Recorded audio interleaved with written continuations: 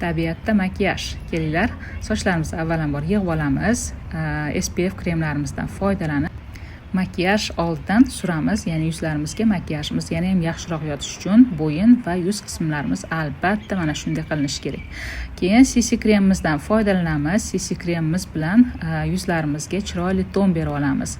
Sponjik bilan ostatkalarni yana yuzlarimizga mana shunday urib chiqamiz.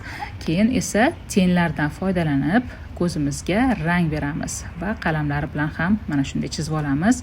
Bu bizda podvodочка. Keyin esa tushimizdan foydalanib kipriklarimizni yana ham chiroyliroq qilib olamiz. Qosh uchun tushlardan foydalanib qoshimizga shakl va rangni beramiz.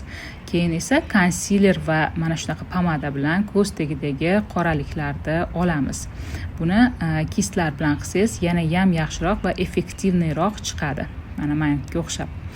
Keyingi bosqichimiz esa bizda albatta bronzer. Bronzerlardan foydalanib biz yuzimizni avallarini, skulalarni chiqarib olamiz va burnimizni ham bo'li ixchamroq qilib olamiz.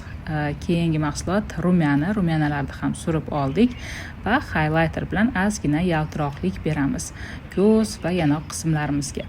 Keyin pomadadan foydalanamiz. Menda Ultrafix pomadalari. Bu pomadalar kechqurungacha labingizda qotib turadi. Pudra bilan sal ishlov berib yubordim. Ana endi bo'ldi. Sochlarimni ozgina to'g'riladim.